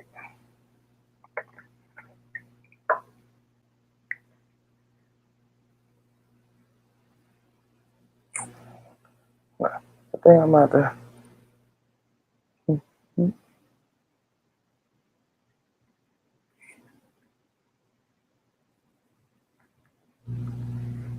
Yeah, see, Jack Harlow is really not the new face. Jack Harlow is not going to be the new face. He's just a new white face. And I need y'all to understand. Remember how back in the day, women used to be like one woman at a time? Remember, it's like Little Kim was like the top dog, and then of course Foxy Brown came along, and then for years it was like nobody like that. But right now, it's different. It's a slew. It's a slew. It's a slew of women. Now, white men or white artists are the new women in hip hop. So we had Eminem. Eminem's time's done. Obviously, he's done. G Easy was like experiment. It worked out. It's cool, but we need something that's new now, right? So in comes Jack Harlow. He's the new white face, and just like every white face, he's going to become a mega star. Why? Because they're investing in one at a time and it's not a flood. So he's going to get a lot of money, a lot of endorsements that the black people can't get. He's going to be able to do a lot of shows. Remember that one white guy, that one white artist that thought he was going to break down the whole game by making us all shop at the thrift store, Macklemore? Remember him? Well, that didn't work out, did it? No. You know why it didn't work out? Because you can't make your first song about shopping at the thrift store and then when you get some money, the thrift store don't see you anymore. Just can't do it. That's why Bubba Sparks was a little crazy because like his career was trippy. Bubba Sparks and Macklemore are kind of the same. I like Um, both sides. It's about to get yeah, ugly. Bubba Sparks is nah, Yeah, definitely rest in peace to Mac Miller, but he was one of the most. He was too black for them. He was too black to be considered white, so that's why they. Paul Wall, Yeah, Lil White. yeah. Yeah, Paul Wall was like Did that. you just Google all the white rappers? No, no, no. Those were off the top of my head. Right now, I'm trying to see was Jack Harlow and Montero with Lil Nas X, because when you said his He name, was. okay, that song was playing in my head when you said his name, and I was like, hold on, was he in there or am I tripping? Yeah, Yeah, he I was on that like Jack song Harlow.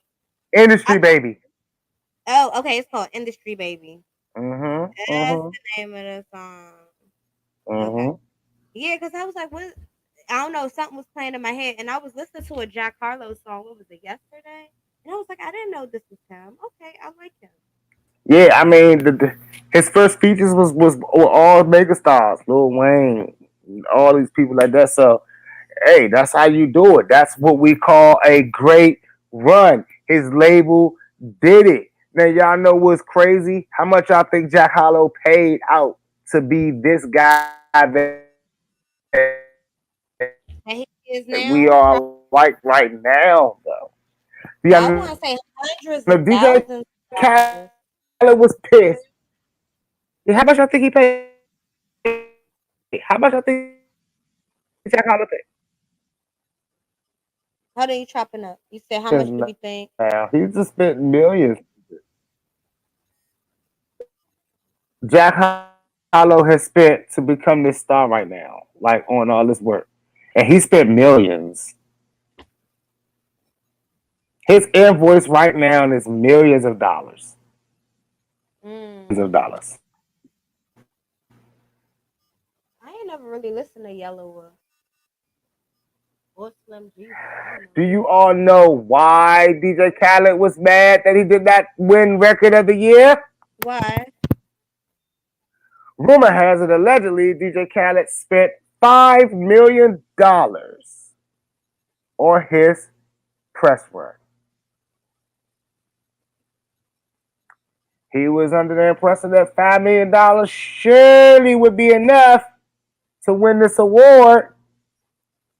Unfortunately, there was an artist that got wind of how much was being spent and decided to spend more. Who's that So, artist? who won Album of the Year in all categories? I One Tyler the Creator. uh,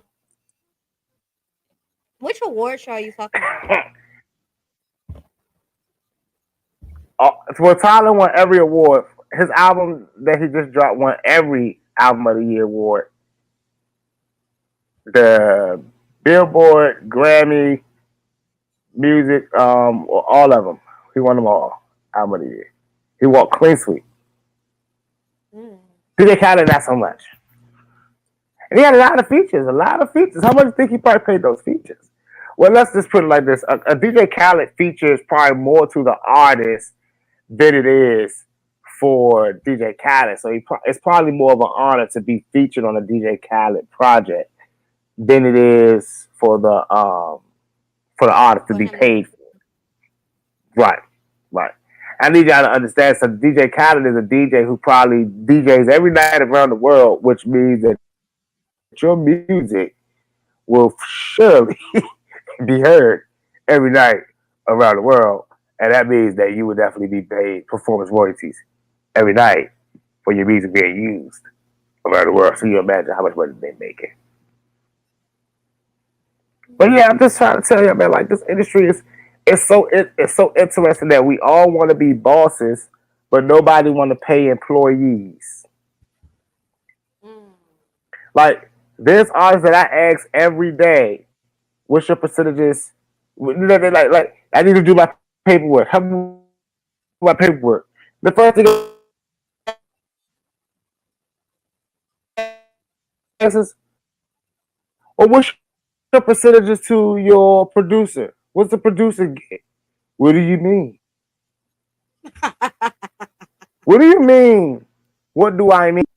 To the producers. No, I ain't giving them nothing. I already paid them. Oh, okay, okay, okay. Well, what's the percentage you giving to the other artists that's featured on here? Do they have ASCAP? Do they have BMI? I don't know. I don't know. They didn't give it to me. Oh, okay, okay, So all this is just going to your bank thing.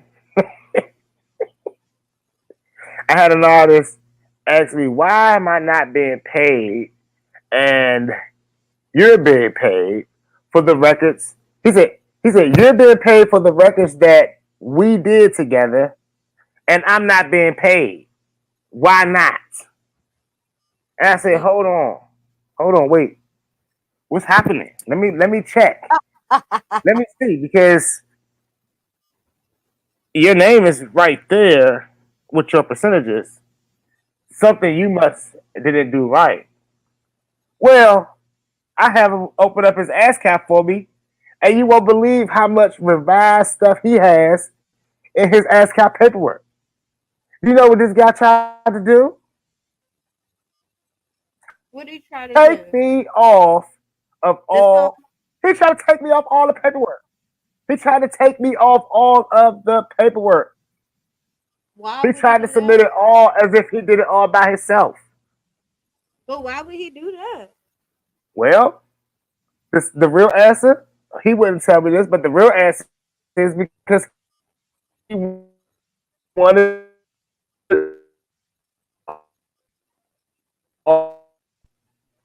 he didn't want to split any percentages. Mm. He didn't feel like success. So I should get all the money. Shirts and not getting paid for them. He was asking himself why. And when he kept not getting paid, he had to come to me and ask me why. And I had to go in and look and find out that he had taken my name off and so his own name. So you can get 100%. Well, not how life works, right?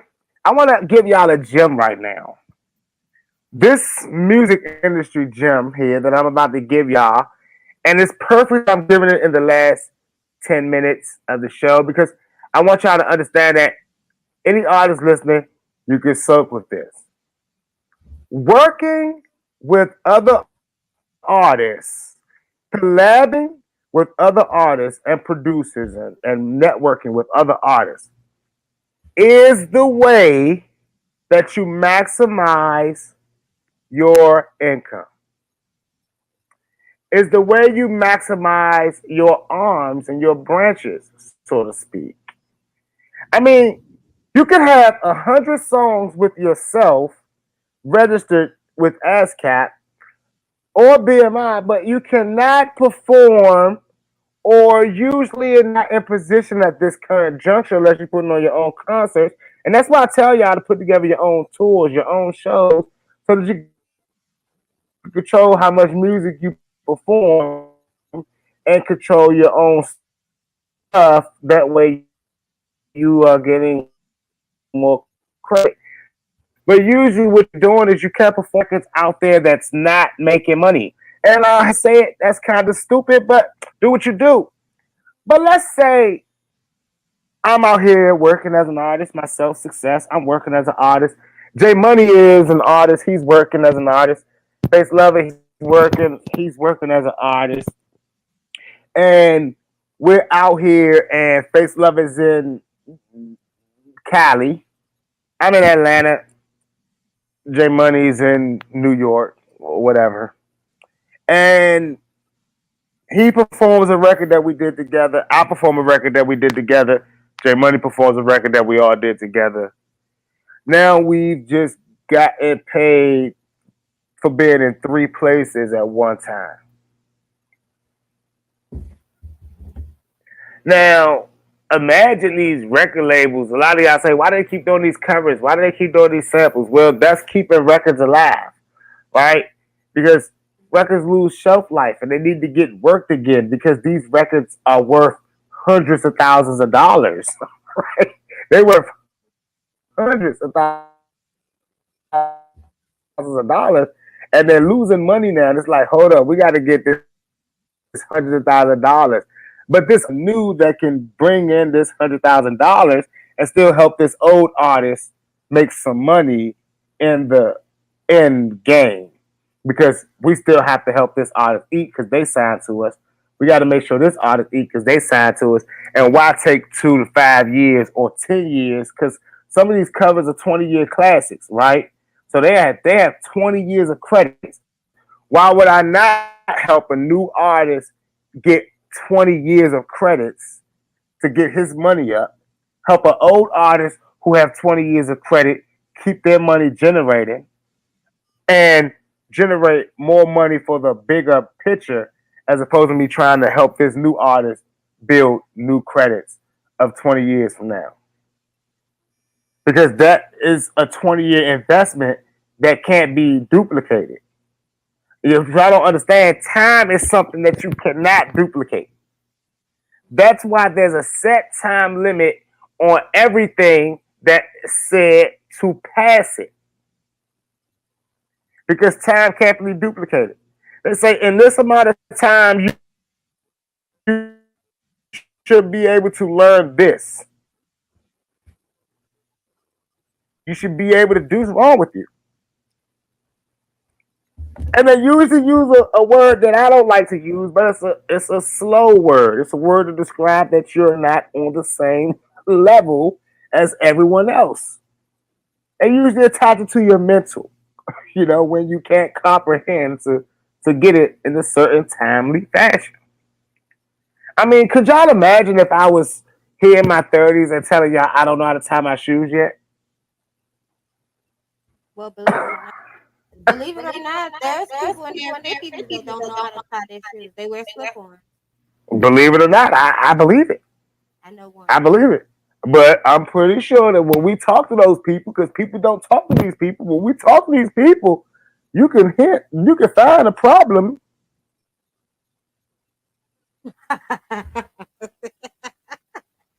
All right, before we get out of here, let's go ahead and talk about this Monique situation because Monique is back.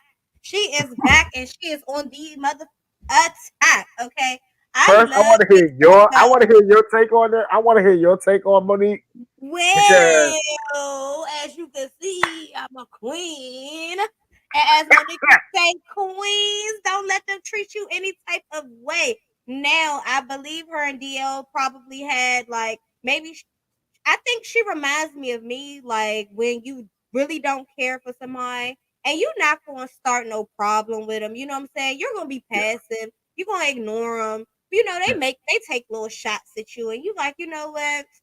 I'm a big fish. They a little fish. I ain't even worried about it. yeah, But then it's that one time you like, damn, like I've been ignoring you, just letting you say whatever you want to say, and now you want some, like you want some yeah. catty type of stuff. So anyway, basically, I don't know what happened.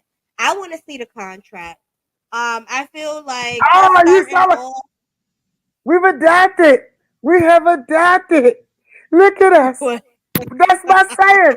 I want to see the contract. That's it. I really just want to see the contract. I felt like what she said was hilarious. It was a lot of truth in what she said regarding DL. I mean, he's very entertaining. I feel like He's not DL is funny very at all. entertaining. He's corny. Uh, I just don't kind of sometimes He's not funny. the way he moves, or we could tell which side of the fence he falls on, kind of The type. white Like side. he's The like white side. this and not like this, Yep. type of. I Um, say it. I say it. No, man, so listen. her, D.L. Hughley know he got on my bad side when he got out there disrespecting Ye. You don't disrespect Jesus. You don't got disrespect Jesus on my watch. So hey, D.L. Hughley got what he deserved. You know what I'm saying? However, I'ma say it like this. I like Monique and taking her stances and stuff like that, but is she strong enough to do such a thing? Is my thing. Is Monique strong enough? I mean, didn't they just like let her back in? Like, didn't she they didn't let her anything. I feel like 50 kind of, and speaking of which, Monique is starring in the next season of BMF as Goldie. With, of course, with 50's tons of 50's. So You know what back then? to T.S. Transition, thinking that she was Uh, the one, or he was the one that got Lee Daniels to apologize to Monique. No, I really do feel like 50 was the force behind that. You see people about to work with her. You see her about to get back on her. Not T.S. Madison. So, like, I feel like she, I don't like how what DL said. Like, oh, first it was Oprah, then it was Tyler, then it was this person, and now it's me. Well, first of all, Lee Daniels apologized. Okay, so Lee Daniels apologizes Yep. alludes to the other two, Tyler and Oprah, being wrong as well. So Yep. maybe she is difficult to work with, and most people that know their worth I mean, are listen, difficult. right? Most people. There you go. You hit it right on the ding, right ahead, and you better So duck. You better get a shot you taken. you know, don't come for my girl Mo. I like how she speaks out. At one point, she was getting on my nerves because I was tired of hearing her complain. But now I'm just like, yeah, no, no, no. If he did some foul stuff behind the scenes, and there are people that are like that, they'll do some stuff like, oh, well, you're gonna let her come to your party. Oh, well, then I'm not gonna show up if she's coming. You know, Yeah. that type of vibe. And I feel like if he did something like that, oh, if she's gonna headline, then I'm not performing. Like she said, you open for Kings of Comedy. She closed for Queens of Comedy. Yeah. Yeah. You better respect it, DL. You better respect But it. like And honestly, you know whose fault it is though? It's whose fault it is? It's the promoter's fault. And I'm back on it, y'all. It is the promoter's fault because he should have handled that situation. It should have never ever gotten to that point where mm, them two should have been clashing about business and when and who and how. You feel me? mm, I mean, listen, I've had events where I've booked two people and I've known that I had to tell both of them that they were the headliners.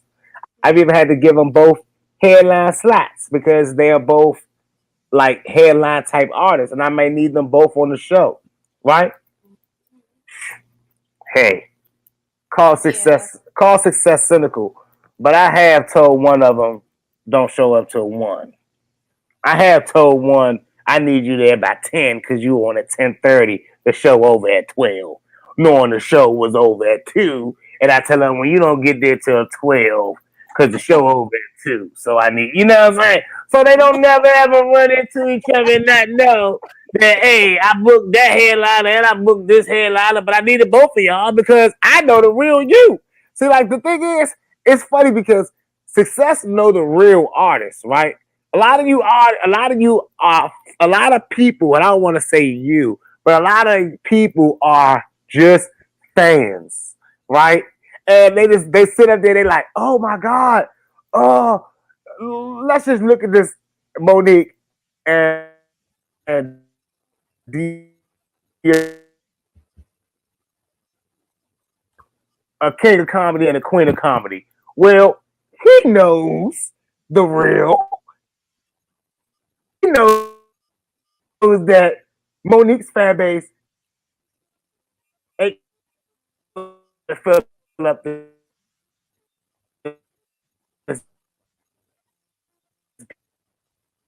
damn.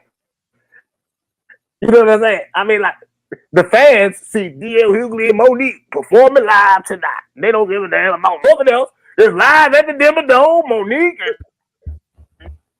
And they When they coming see to that, see They coming to see Mo, really. They really coming. Mo been on the bench. Like that whole, and you know what? Somebody that was there, let me just tell you, because who was I listening to? I was listening now, to Lovely T. There was someone who was in the yeah, audience on her show. They said specifically that when Monique got done, so was the audience. They got up and they walked out. Only a few stayed for DL. So come on now. We know the yeah, real. no one We rock as for DL Hughley. And you know what? There's a lot of artists that really. be trying to ball bite off a fan base. There's a lot of people that ball bite off a fan base. Listen, Monique is a genius, first of all. I remember a saying from MC Hammer, no matter when you go on in the show, make it your show.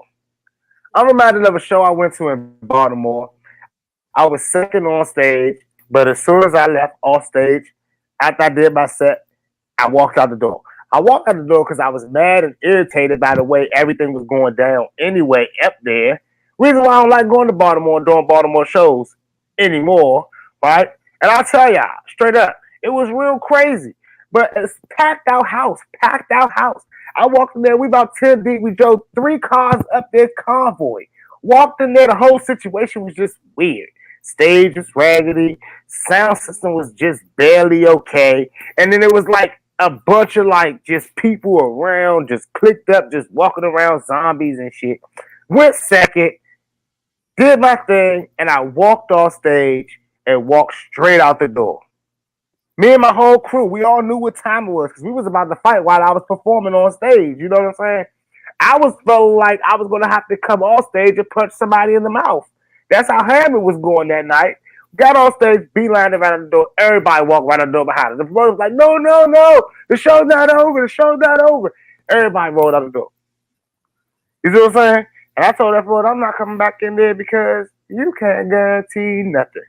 And something gonna go down if I walk back in there. So you look at Monique's situation, and now I know that she's about to be on BMF. The show was done in Detroit. BMF is a Detroit-based series. Oh my God, that was her night, and that was her night to stand up for herself. And a lot of artists, a lot of people do not stand up for themselves in those elements. They back down to whoever has the power. And DL Hughley learned a powerful thing that night. See, D.L. Hughley is one of those people that stand on the fact that he's in good company, right? When it's like one of those people that think they're cool because they're around the cool people. It's like, no, sir, we only like you because they told us to like you.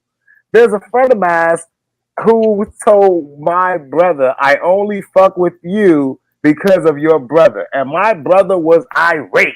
He's like, oh, he only fuck with me because of you. I don't fuck with him. He's an enemy. Whenever I see him, I'll fucking kill him. And I'm like, well, bro, he's right. We only like you because of someone else. The only thing that you have to do is not make that person look bad. And D.L. Hughley honestly made every like male comedian that's on a ticket talk about I don't want to go up there if she's going last. Like, if I was Monique, I did the exact same thing. Went up first, did my set, told everybody I was the headliner. Thank you, good night, see you tomorrow. I did the same thing. I'd have shut down the whole show after I was done. Cause listen, at the end of the day, she didn't have to say nothing. The crowd knew who the headliner was. Right? It's like if we're promoting this on the radio, we're promoting this all week, they're telling you D.L. Hughley and Monique, you know what I'm saying, all on the radio all week. You hear it. So it's like, honestly, when you don't see D.L. Hughley come up first, you're thinking he stood y'all up. You're like, wait, D.L. Hughley not here? Hold up. Monique closing. Like, what's good? So really, he did himself a disservice. So like that's why like D.L. Hughley is an idiot. He's been showing that he's like losing a step. You know what I'm saying? Now, honestly, if D.L. Hughley want to talk about me on his platform, I don't think that I'm big enough for him to even give me the satisfaction. But please do, because I come on there and tell you like it is. That's like the third time now, and it ain't even we halfway through 2022 barely, and this dude keep on being in business and saying things that he ain't got no business saying or being in. Well, obviously he's turning into those people that be on old book because you know he getting the beard, he getting the long gray beard in the front now and the long goatee. He's starting to wear the little small fedora, you know what I'm saying, and that's already the asshole hat. Any man walking around in one of those doors think he know everything. He think he got all the damn answers in the world wearing that little fedora private detective Sherlock Holmes hat. You can't trust him. So I ain't got nothing to say about D.A. Higley. If D.A. Higley knew what was best for him, keep his business out of Yeezy's business. He don't got nothing to say about Yeezus, and he should be lucky anybody gave him a stage to stand on and tell some of them jokes. Because all he do is talk about people, right? All he do is point out somebody in the crowd and start joning on them. Like, and I Yeah. nothing more, nothing worse. Ain't no bigger coward than that. You know what I'm saying? Like to be jumping there. You got the mic. Bring them people on stage and let them roast you back. Don't just roast them from up there like that. Did you see King? Did you see next week we gotta talk about T.I. and T.I.'s son. He's so cute. He's so Well, adorable. unfortunately, we're beneath them, Tanya Cash. We're the help. We're the little people. We're the help. And we got to talk about that next week. Can we cancel T.I.? Can we cancel T.I.? No one wants to versus him, not even Tip. So if he wants to sit up there and say things like that and call us little people and say we beneath him, then oh well, we gotta talk about that next week for sure. Hey, I and had a nice little. why he going in on Ti? Y'all make sure to hit that like and subscribe right down there at the Yeah, bottom. So y'all stay tuned each and every week. Um, yeah. definitely. I think Ti's son is adorable. We're gonna get into more of that next week, but I didn't see anything wrong Did with you what see he. him at the Waffle House? I don't see You nothing saw his wrong Waffle House with it. dancing? Yeah, Yeah, listen. he said, listen, my favorite part was, yeah, your mommy, her, we was like, your mama know it, your daddy know it too. He was like, you know who I am, or something like that. He was like, I know who you are. Yeah, you do. Your mama and your daddy know it too. I was like, oh, he's so adorable. Tell Yeah, their ass, cook that yeah, food no, right. I get it. You cook my food right.